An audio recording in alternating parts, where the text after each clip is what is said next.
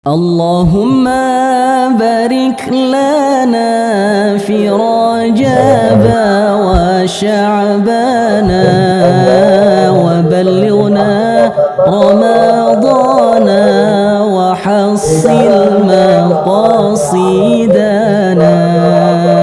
Duhai Allah, berkahi kami di bulan Rajab dan bulan Sya'ban.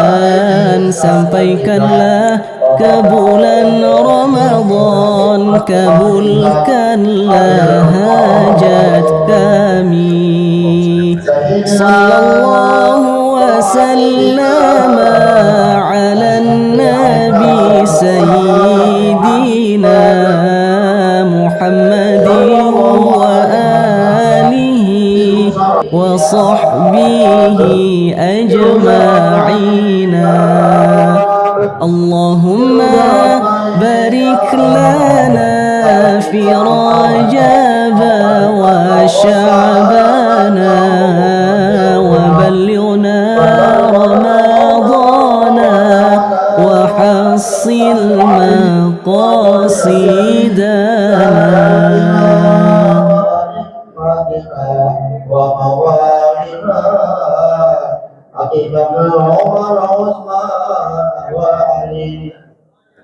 الحسن ثم الحسين وعن بقية صحابة ورفقة رسول الله صلى الله عليه وسلم أجمعين والحمد لله رب العالمين. ترى المصطفى المقاصدنا رب لنا مقضايا وسعى الذي ترجى شفاعته لكل حول من الأحوال القائمين. سيد القمر والثقلين والفريقين من الأرض ومن العالم. الشام والسالم دائما أبدا على حبيبك خير الحب كلهم. يا ربي اللهم صل على محمد. Assalamualaikum warahmatullahi wabarakatuh. Alhamdulillahi rabbil alamin, wassalatu wassalamu ala asyrafil anbiya'i wal mursalin sayyidina wa maulana Muhammadin wa ala alihi wa ashabihi ajma'in, amma ba'd.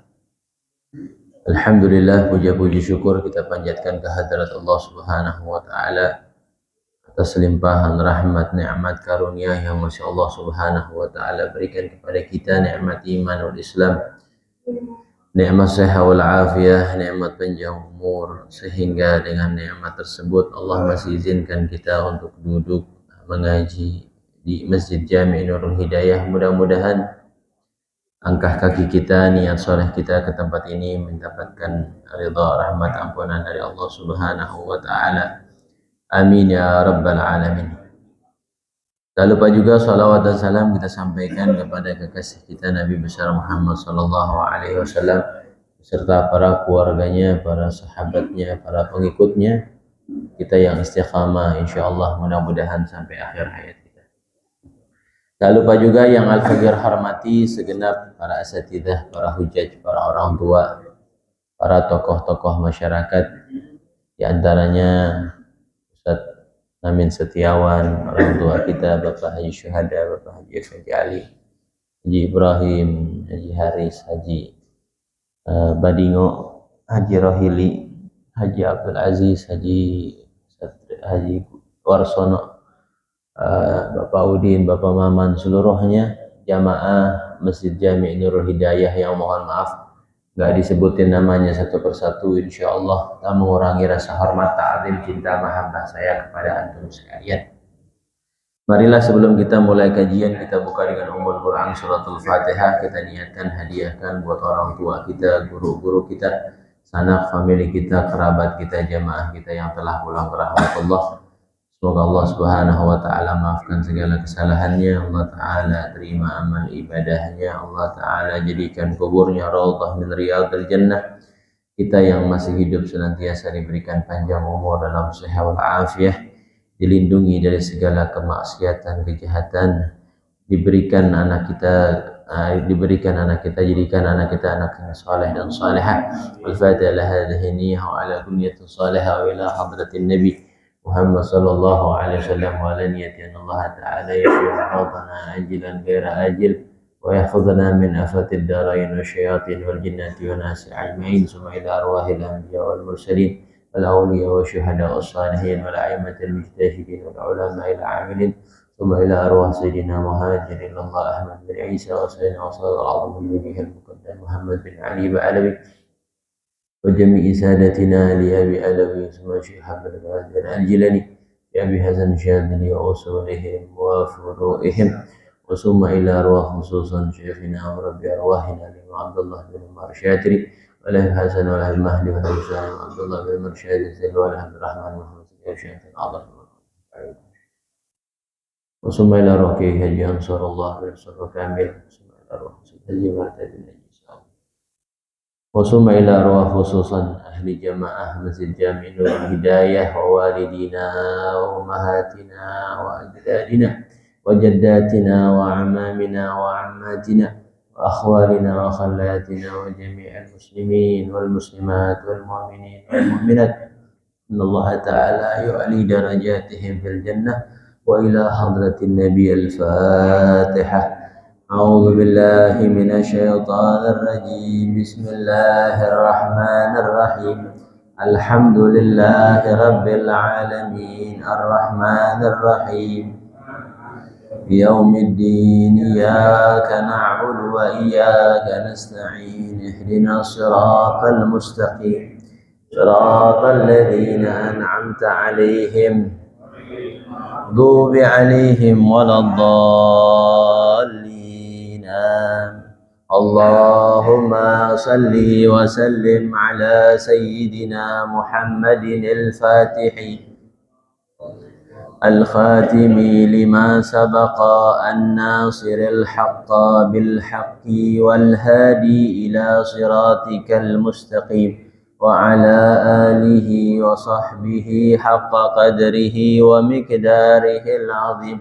اللهم أخرجنا من ظلمات وأكرمنا بنور الفهم وافتح علينا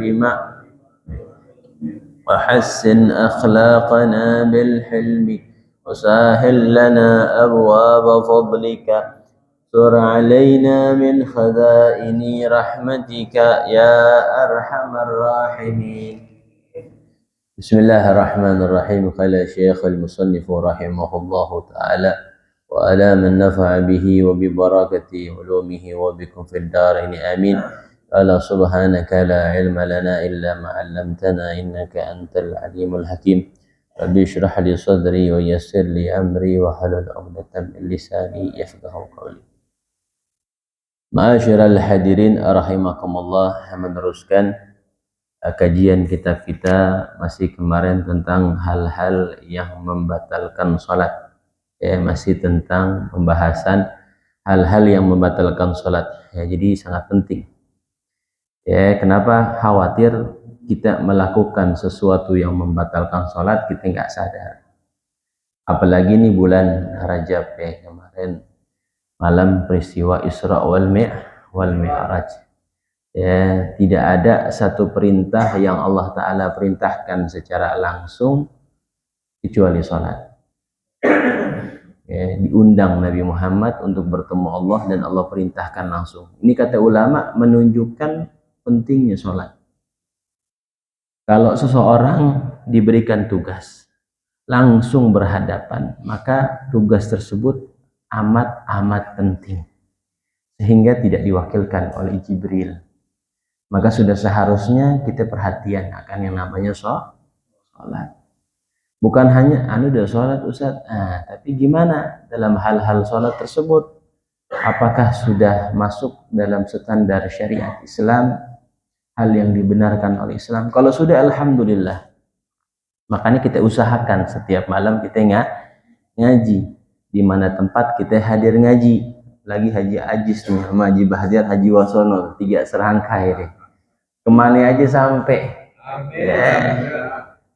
Alhamdulillah masa tuanya dihabisin buat ngaji. Kita yang muda-muda jangan kalah. Ya, kalau muda-muda kalah ya. Ya, jangan kalah sama yang tua, jangan kalah. Nah, pentingnya sholat ya. Bahkan kata Imam Abdullah bin Ali al-Haddad di dalam salah satu kitabnya, paling banyak seseorang meninggalnya su'ul khatimah, paling banyak sebabnya gara-gara ninggalin sholat.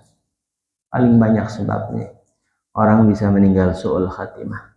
Nah, ini jangan sampai terjadi sama anak kita, sama keluarga kita. Kita perhatiin benar-benar sholatnya. Biar dia main, waktunya main-main, tapi waktunya sholat kita perhatikan. Karena anak-anak yang Allah Ta'ala berikan kepada kita itu semua amanah. Kalau amanah diminta pertanggungjawabannya. Kalau anak kita udah benar, alhamdulillah, istri kita, cucu kita perhatiin. Ya, sampingnya keponakan kita lihatin. Ya, karena kalau paman itu dalam kitab itu bimanzilatil ab, paman dari ayah, itu kedudukannya mirip sama seperti seorang ayah. Kita punya saudara laki nih meninggal, kan berarti kita punya ponakan yatim tuh. Nah, itu kita kalau punya kemampuan kita bantu itu dia sekolahnya, ponakan-ponakan kita. Nah, kalau kita mempunyai kemampuan, begitu aja susah. Nah, kalau punya kemampuan, nah itu perhatiin ya, karena paman laki dari saudara laki itu adalah kata-kata ulama bimanzilatil ab, sama kayak seorang ayah kedudukannya. Bahkan kalau kita punya keponakan perempuan, kita punya saudara laki nih meninggal deh, yang jadi walinya siapa? Kita. Kalau kakeknya nggak ada, kita pindah. Syagik, saudara kandungnya laki-laki. Nah, itu sama. Makanya disebut namanya wali. Ya, wali-wali yang berhak menikahkan itu perempuan. Nah, maka kita perhatikan keluarga kita. Udah disabdakan oleh Allah, udah difirmankan oleh Allah Subhanahu wa taala, "Qu anfusakum wa ahlikum nara." Qu anfusakum, ya, jagalah diri kalian. Qu anfusakum wa ahlikum, keluarga kalian, nara, dari api neraka. Ibnu Abbas mengatakan ku anfusakum wa ahlikum nara adalah membekali keluarga kita dengan ilmu syariat. Itu dimaksud ku anfusakum wa ahlikum nara menurut Imam Ibnu Abbas. Ya, jagalah keluarga kalian, diri kalian dari api neraka. Bagaimana bisa keluarga kita dan diri kita menjaga dari api neraka? Enggak mesti tidak boleh jauh-jauh yang namanya dari majelis ilmu. Bagaimana dia tahu sholat kalau dia nggak paham, nggak pernah ngaji? Nah, itu seperti itu. Kemarin kita masih dalam pembahasan hal-hal yang membatalkan sholat. Kemarin sudah jelaskan tuh tentang yang membatalkan sholat. Yang pertama adalah al-kalam, berbicara. Sekarang kita masuk dalam hal yang membatalkan sholat yang kedua. Kalam, berbicara, kita sudah bahas secara gamblang di pekan yang lalu. Bagaimana pembicaraan seperti apa yang dikatakan banyak. Ada pembicaraan banyak, ada pembicaraan sedikit, dan lain-lainnya. Sekarang kita masuk dalam hal yang membatalkan yang kedua. Apa itu? Al-fi'lul katsir. Ya, melakukan pekerjaan yang banyak. Maksudnya pekerjaan apa? Gerakan yang banyak. Ya, di dalam sholat kita melakukan gerakan-gerakan yang banyak yang tidak disyariatkan di dalam sholat, maka itu bisa membatalkan kita punya sholat. Maka kalau gerakannya itu sedikit, ya tidak membatalkan sholat. Apa gerakan yang disebut banyak dan disebut sedikit? Kalau gerakan yang disebut sedikit adalah di bawah 3 kali. Gerakan yang dikategorikan gerakan sedikit di bawah 3 kali. Gerakan yang dikatakan banyak adalah gerakan 3 kali berturut-turut. Ya, 3 kali berturut-turut. Ya, berturut-turut nanti dijelaskan. Ya, jadi pertama melakukan gerakan yang banyak di dalam sholat yang tidak disyariatkan di dalam sholat, batal sholat kita. Ya, meskipun kita lupa apalagi sengaja, lupa aja. Kalau kita melakukan gerakan 3 kali berturut-turut, batal sholatnya dengan satu syarat, gerakan 3 kali tersebut berturut-turut. Kalau nggak berturut-turut nggak batal. Contohnya misalkan nih Anda punya tangan nih, gatel nih, terus kita garuk gini, nah satu baru. Kalau kita begini-begini, batal. Sampai 3 kali berturut-turut batal. Tapi kalau kita gerak sekali begini, terus kita ada jedahnya, terus kita garuk lagi begini nih, kita jedain lagi, kita garuk lagi begini, kita jedain lagi, itu nggak batal. Kalau ada spasinya. Yang batal itu kalau berturut-turut. Sama seperti misalkan yang sering terjadi nih Pak, kadang-kadang saf awal kosong, itu disunnahkan yang belakang mengisi saf yang depan. Tapi cara mengisi kekosongan tersebut bagaimana kita jalannya? Jalannya jangan kayak orang lari. Enggak, pelan-pelan, selangkah taruh. Selangkah lagi taruh, seperti itu. Jangan kalau sampai 3 kali batal sholatnya. Batal sholatnya. Perhatikan ya. Kadang-kadang kita nggak sadar, soalnya di sini di kitab dikatakan walau sahwan, meskipun ente lupa, batal sholatnya. Meskipun lupa. Lalu definisinya berturut-turut seperti apa? Di sini dikatakan bihaitsu tunsabul harakatu tsaniyatu ila harakatil ula. Sekira-kiranya tercabut gerakan yang kedua tidak bisa disandarkan kepada gerakan yang pertama. Ketika orang jalan begini nih, kosong nih saf awal, dia jalan. Terus dia jalan lagi begini. Orang menyangkanya gerakan yang pertama. Karena dia ada spasi di gerakan yang pertama tersebut. Kalau dia begini, itu disebutnya gerakan 3 kali berturut-turut. Jadi sekira-kiranya gerakan tersebut seperti baru lagi. Seperti baru lagi. Kalau dia begini, batal sholatnya. Tapi kalau dia begini, tuh diam.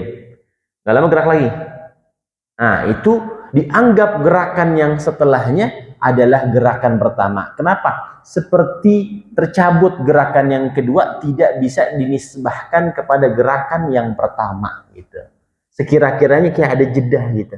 Pas dia gerak lagi, kayak baru gerak lagi gitu. Jangan deg-deg-deg. Itu disebutnya mutawaliyah. Itu yang harus kita perhatikan. Baik gerakan ataupun kita garuk. Seringan kan kita garuk kadang-kadang. Apalagi kalau kita lagi gatel-gatel. Kan? Itu perhatikan. Perhatikan. Wa qaddara ba'dhum bi an yanfasila bainahum bi qadri suratul ikhlas atau bi qadri al-baqiyatus salihat. Di sini dikatakan memang ada beberapa khilaf. Ada yang mengatakan bi qadri subhanallah. Sekedar ukuran baca subhanallah. Spasinya itu, spasi ukurannya jedahnya itu sekedar bacaan subhanallah. Tapi kata ulama enggak, al-baqiyatus salihat. Apa al-baqiyatus salihat? Subhanallah walhamdulillah wala ilaha illallah wallahu akbar. Baru nak maju lagi, begitu. Ada yang mengatakan jedahnya seperti orang baca surah Al-Ikhlas. Surah Al-Ikhlas kelamaan mungkin. Yang menengah al-baqiyatus salihat. Jadi kalau antum jalan begini nih, Sekedar ukuran bacaan orang subhanallah, walhamdulillah, wala ilaha illallah, wallahu akbar. Jalan lagi. Nah, gitu. Sekedar ukuran jedanya seperti itu. Yang dikatakan gerakan tersebut tidak berturut-turut. Ya.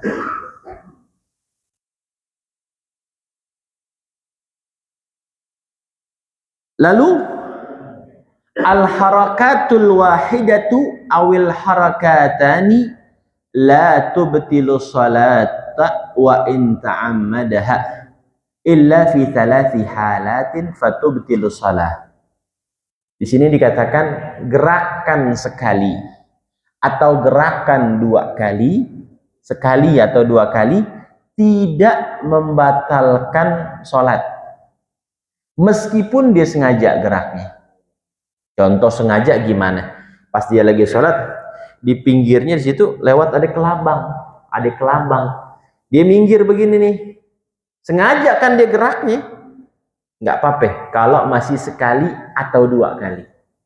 Tapi kalau 3 kali, meskipun dia lupa, batal dia punya sholat. Bedain tuh, kalau 3 kali batal sholatnya, nggak sengaja hatta nggak sengaja.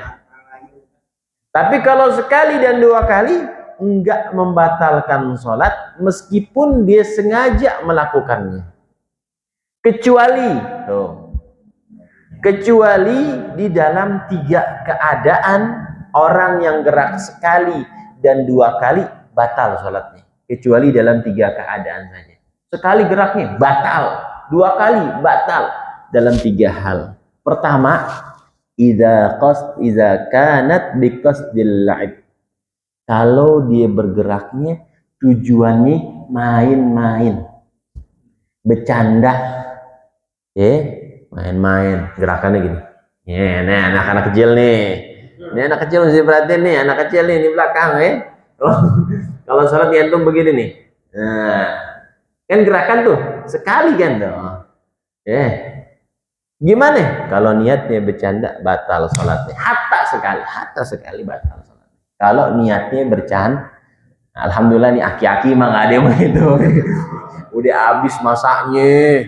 Kalau begitu mah malu sama umur. Gitu tuh, main injek-injekan tuh anak bocah tuh. Itu kita bilangin tuh. Kalau kita ketemuan atau ada anak-anak kecil yang ngaji, kita ajarin tuh, jangan, nggak boleh niat bercanda begitu, nanti mau basyar sekali hatta sekali batal sholatnya. Ya. Itu keadaan yang pertama, apabila kita gerak sekali atau 2 kali batal sholat kita. Kalau pertama niatnya bercanda, nggak boleh main-main, soal adab kita sama Allah. Ente sholat nggak ada siapa, ente kira-kira kalau presiden lagi ngomong nih, apalagi presiden korut nih, tahu korut deh, abis ente tidur lagi rapat hukum mati. Kalau presiden, misalkan Bapak Presiden Prabowo ini lagi serius, ente cengangas cengingis, kira-kira dia apa? Digaplok ente, digampar ente, kurang ngajar. Kira-kira kalau ente begitu sama Allah gimana itu? Dia bercanda cengangas cengingis, jangan. Bedain waktu kita serius sama waktu kita bercanda. Waktu sama Allah benar-benar kita menghamba kepada Allah Subhanahu wa Ta'ala, menghambakan diri kita kepada Allah, karena Allah doang yang bisa bantu kita semuanya. Kehidupan kita, menghilangkan kegelisahan kita, menjaga kita dari kemaksiatan. Makanya kan disebutkan gitu tuh, la haula wala quwata illa billah, la haula wala. Itu apa maknanya? Nggak ada daya upaya kita, nggak ada kekuatan kecuali dari Allah Subhanahu wa Ta'ala. Antum Allah Ta'ala mau cabut kesehatan kita sekarang, bisa nggak? Bisa. Iya, berapa banyak orang bangun tidur nggak bisa bangun lagi, stroke, naudzubillah min zalik. Iya, makanya kita bersyukur, alhamdulillah, masih sehat, bisa ngaji kemana-mana. Kita bisa isi umur kita dengan kegiatan-kegiatan kebaikan. Berapa banyak orang tua di luar sana jarang main ke masjid, masih suka nyawer aja. Orang-orang sono, orang sini sih nggak ada, masya Allah. Alhamdulillah tuh kenikmatan yang harus kita syukuri. Kita bisa mengisi umur kita yang muda, yang tua dengan kegiatan-kegiatan positif. Di luar sana kita nggak sedikit. Aneh berapa kali jalan di daerah mana tuh lewat aki-aki pakai celana pendek, main gaple, jenggot udah pada putih semua. Kita ngeliat tuh cuma kesian doang, kesian gitu ya. Coba dia pegang tasbih gitu ya.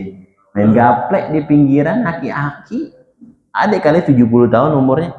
Kita ngeliat kesian. Kita doain aja Allahumma hadi. Ya, semoga Allah Ta'ala berikan taufik hidayah. Begitu aja deh. Kesian, maksudnya kesian kita yang muda aja nih masih ngeri banget. Apalagi yang muda lampu kuning ke sono dikit lagi merah. Kita yang masih muda aja ngeri dicabut muda-muda umur kita banyak kekurangan, banyak maksiat. Apalagi sudah tua, ya masih sering maksiat. Nah itu hati-hati ya. Mau apa lagi deh? Ya teman-teman kita udah banyak ngilang kan? Ya, udah banyak ngilang. Coba kalau reunian SMP nih, mungkin kayak Ustadz Namin nih, nggak tahu temennya masih tersisa kapan. Haji Syuhada reunian SMP nih, tinggal dikit. Nah teman-teman kita udah pada hilang ya. Nah, seperti itu. Ya, alhamdulillah ya Bang Hasan ya. Itu yang pertama. Yang kedua, idza kanat fahishatan aw darbatan mufridatan. Ya, kalau melakukan gerakan yang fahish. Gerakannya sekali, cuma ngeloncat. Nah, sekali tapi fahish, gerakannya parah. Loncat gitu kayak orang pocong gitu. Gitu ya. Fahish itu. Sekali batal sholatnya. Apa parah gerakannya? Gerakannya apa? Parah. Nah, itu membatalkan meskipun sekali. Ya. Yang ketiga, idza nawa ayyataharraka thalatha harakat. Dia melakukan gerakan sekali, tapi niat untuk menggerakkan 3 kali gerakan. Dia geraknya sekali, cuma dia niatnya 3 kali, batal sholat. Iya, main-main, ledek. Gue niatnya gerak 3 kali batal sholatnya. Nah itu 3 keadaan apabila seseorang bergerak 1 gerakan atau 2 gerakan, batal sholatnya dengan 3 beberapa hal keadaan tersebut. Lalu bagian yang selanjutnya, al-harakatul kathira al-mutawalliyat tubtilu salata illa fi 4 halat fala tubtilu. Gerakan yang banyak berturut-turut batal sholatnya kecuali dalam 4 keadaan saja. Ya, gerakan yang banyak batal sholatnya, ya, berturut-turut. Gerakan yang banyak berturut-turut batal sholatnya kecuali 4 keadaan saja. Yang pertama, idza kanatil harakatul bil a'dha'il khafifah. Kalau gerakannya tersebut dengan anggota badan yang ringan. Jadi di badan kita ini Pak, ada anggota berat, ada anggota ringan. Kalau anggota ringan, antum bergerak 1.000.000 kali, 1.000 kali, nggak batal. Anggota badan yang ringan ada berapa? Di sini dikatakan tuh 2, 3, 6. Ada 6. Anggota di badan kita ada 6 yang gerak biar kate 1.000 kali nggak batal. Berturut-turut nggak batal. Pertama, syafatun, bibir nggak batal. Tapi nggak boleh niat bercanda ya. Kalau niat bercanda batal. Misalkan lagi begini ada laler, kan kagak enak. Kan begitu. Ini kan contoh. Ada laler, makan jengkol nggak sikat gigi kali itu. Ada laler, gitu nempel. Nah kan kita jijik gitu. Bibir kita, gitu gerakin begitu, nggak batal. Meskipun 1.000 kali. Ya, meskipun berturut-turut bibir. Kedua, al-udhun, telinga kita. Aneh nggak bisa gerakin. Ada sebagian orang bisa gerakin telinga. Gitu-gitu tuh. Nah, aneh nggak bisa. Anda pernah lihat Anda punya sahib bisa gerakin telinganya? Aneh nggak bisa, nggak bisa nyontoin jadinya. Antum gerakin sendiri deh. Ya. Jadi kalau kuping bergerak, ya, meskipun 1.000 itu nggak dibatal, nggak batal. Ya, meskipun banyak 3 kali berturut-turut atau lebih nggak batal kuping. Ketiga lisan, lidah gitu. Ya. Nah, gitu ya. Misalkan, tapi juga jangan nggak boleh main-main. Kalau main-main batal. Ya, misalkan apa nyelip apa gitu kan. Ya. Ya, atau apa gitu. Misalkan kita ngerasain gak enak. Ya, sakit tidak, kita gini-gini. Nah, gitu-gitu misalkan batal. Ya. Keempat, zakar, kemaluan. Empat zakar kemaluan. Antum bayangin sendiri deh, ini nggak ceritain deh ya. Biasa anak muda nih mah, kalau laki-laki enggak nih. Anak muda pengantin baru, bininya jadi TKW. Puyeng deh. Ya, sebulan bininya nggak balik, puyeng deh. Nyat-nyutnya. Lagi sholat begitu, nggak batal. Batal. Kelima, aja penuh kelopak mata gitu nih. Mata gerak-gerak, mata kita gerak-gerak begini nih. Mata kita gerak-gerak. Nah, mata kita, kelopak kita gerak nih nggak batal, hatta 1000 kali nggak batal. Yang terakhir wal banan. Nah ini wal banan yang terakhir, jari jemari, jari kita nih. Bang Tommy lagi sholat gatel misalkan, Bang Tommy begini nih di garuknya. Nggak apa-apa begini garuknya nih, sampai lecet nggak apa-apa. Tapi jangan keluar darah najis. Makanya jangan suka gatel kalau orang ada jerawat tuh. Ada jerawat dipecahin tuh begitu tuh. Trot keluar darahnya tuh. Hati-hati tuh. Najis tuh. Batal sholatnya. Misalkan dia gatel, ada nyamuk di garuk begini nih. 1000 kali. Apa-apa, nggak batal.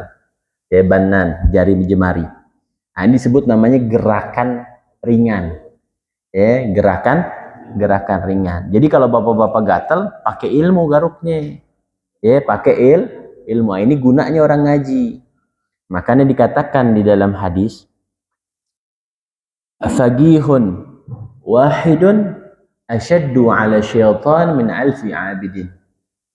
Fagihun wahidun, satu orang yang ahli fikih, paham ilmu fikih, asyaddu ala syaitan, lebih sulit bagi syaitan min alfi abidin, daripada 1000 orang yang ahli ibadah. Menggoda orang yang ahli fikih lebih sulit dijatuhkan dibandingkan 1000 orang yang ahli ibadah.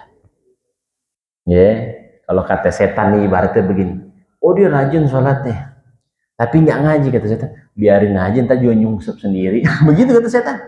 Nggak usah digodain, bukan mainan kita. Buang-buang waktu. Nih godain yang suka ngaji nih. Jangan sampai ngaji terus kita makin paham deh.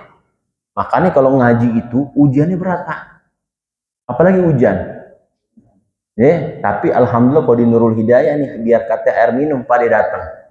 Nah ini pada ikhlas muka-mukanya nih. Muka-muka ikhlas ini. Ntar ketahuan gak ikhlasnya kalau mau lihat rame. Bercanda. Alhamdulillah. Biar kata air putih, alhamdulillah hadir. Nah, ini satu kenikmatan bagi antum. Jadi itu yang pertama. Gerakan yang banyak berturut-turut batal kecuali dalam 4 keadaan. Tadi pertama, apabila gerakan tersebut dari anggota yang ringan. Anggota yang ringan ada 6. Yang kedua, idza kanat bi ghairi ikhtiyarihi. Kalau gerakan tersebut di luar daripada kemampuannya. Contoh, orang sholat di tempat yang sangat dingin, menggigil, dia nggak bisa nahan, gerak sendiri, nggak batal sholatnya, meskipun banyak. Mungkin kalau antum ke luar negeri kali atau ke Bogor bisa tuh. Sekarang hawanya dingin nih, aneh yang gemuk aja bisa demen kipas angin tuh, di kamar AC aneh matiin tuh. Dingin. Nggak enak hawanya nih, dingin banget. Aneh yang demen kipas angin, demen AC tuh, kalau misalkan sholat gerah, aneh nggak khusyuk. Ini sekarang kedinginan nih, kedinginan. Nah, ini hawanya lagi nih ya. Kalau misalkan dinginnya banyak, dinginnya banget sampai kita lagi sholat menggigil, gerak begini nih, nggak kita tahan, nggak bisa, otomatis digerak sendiri. Nah itu dimaafin, nggak batal sholat kita. Ya, kalau gerakan tersebut bukan kemauan kita, bergerak sendiri. Ya, itu agama mudah. Agama mudah kalau ada ilmunya. Tapi bukan dimudah-mudahin. Ya, digampang-gampangin nggak boleh. Agama tuh gampang. Cuma yang nggak boleh digampang-gampangin. Misalkan sholat maghrib, Allah tentuin 3 rakaat. Kita bilang, udah 1 rakaat aja kali ya. Allah maaf. Malah lu maunya. Itu namanya kegampangin, nggak boleh. Allah kasih keringanan. Kalau misalkan kita musafir, pulang kampung nih yang orang daerah, ke Palembang, ke Jawa, ke Sumatera, dan lain-lain. Kita mau jamak dan lain, dikasih keringanan sama Allah. Bahkan puasa Ramadan, ente nggak puasa, nggak apa-apa. Tapi wajib qadha, dapat keringanan. Antum sholat nggak mampu berdiri, duduk. Nggak bisa berdiri, sakit kaki anak. Duduk, nggak bisa duduk. Tidur, miring. Ya. Bang Hasan maunya disolatin aja, Bang Hasan. Jangan Bang Hasan. Nanti masjid sepi, nggak ada ente. Jangan Bang Hasan, masih banyak yang sayang sama ente Bang Hasan. Jangan. Iya, sepi kok nggak ada deh. Kuliah subuh aja kok Sabtu tuh nanya tuh jamaah siapa? Ustaz Sahab, nih bilang gitu aja. Ustaz Sahab. Sahab ketawa. Ustaz Sahab memaji ajis tuh jamaahnya. Padahal lu sering duduk di mimbar tuh. Bang Hasan, berarti nggak tidur deh, dengerin. Ini kalau orang kan manggut-manggut, ima paham, ima nggak paham, atau pules deh. Pules. Kalau nyaut berarti dengerin deh. Berapa menit lagi tuh? Berapa? Yang ketiga, idza kana mubtala bijarabin wa lam yaqdir ala sabrihi 'anil haqqi. Kalau seseorang diuji terkena penyakit jarab kayak kudis, penyakit gatal, yang dia nggak mampu untuk menahan kesabaran daripada menggaruk. Nggak bisa nih, badannya pada korengan, kudis. Dia nggak bisa, nggak nahan. Kalau nggak garuk, nggak nahan. Garuknya nggak bisa begini nih, nggak berasa, susah. Gitu garuk lagi. Santri mungkin nih. Santri kadang-kadang kan suka jorok, kadang-kadang. Maksudnya kasurnya numpuk banyak yang suka gatel-gatel tuh. Dia sholat nggak dia sholat nggak mampu untuk menahan gerakannya, gatel banget. Allah Ta'ala uji dia dengan penyakit gatel kayak kudis lah, kurap dan sejenisnya. Dia nggak sabar, nggak mampu untuk menahan sabar daripada gatal tersebut. Dia gerak hatta berkali-kali, nggak batal sholat. Hatta berkali-kali nggak batal. Karena udur deh. Gatal, dia nggak mau garuk. Dia juga nggak mau garuk, pada lecet. Mau nggak mau, dia gatal, nggak kuat. Ya, maka orang yang sebut tidak dimaafkan oleh Allah Subhanahu. Nggak apa-apa. Yang keempat, yang terakhir, gerakan yang banyak berturut-turut nggak batal idza kanat fi salati syiddatil khauf. Kalau kita sholat ketika perang. Jadi orang sholat ketika perang itu boleh gerak-gerak. Nanti ada beberapa caranya. Ketika kita naudzubillah, ya mudah-mudahan Indonesia aman. Kalau Indonesia perang, sholat itu tetap wajib. Sholat itu wajib. Apapun keadaan kita, kecuali kita hilang akal, mati, gila deh. Makanya kalau ada orang nggak sholat di kampung kita, jangan marah, orang gila kali. Orang gila. Kalau dia masih mau sholat, ya saudara kita, alhamdulillah. Nah, kalau orang sholat ketika perang, itu diperbolehkan dia bergerak-gerak. Begitu tuh. Ala kulli hal, nanti ada caranya, ada 3 cara nanti. Kalau berang berkecamuk dan lain-lain, boleh bergerak berturut-turut, itu ketika orang sholat ketika perang. Adapun caranya seperti apa nanti di bab khusus, namanya sholat syiddatil khauf, sholat ketika perang. Nah, itu Islam sempurna, Pak. Coba di agama-agama lain, mana ada tata cara beribadah ketika perang? Kagak ada. Islam doang. Antum mau cari apa yang ada di Islam? Mau punya rizki yang banyak ada di Islam. Mau zakat ada di Islam. Mau beginda semua ada di Islam. Ya Allahumma barik lana fi Rajaba wa Sya'bana wa ballighna Ramadana wa hassil maqasidana. Duhai Allah, berkahi kami di bulan Rajab dan bulan Sya'ban.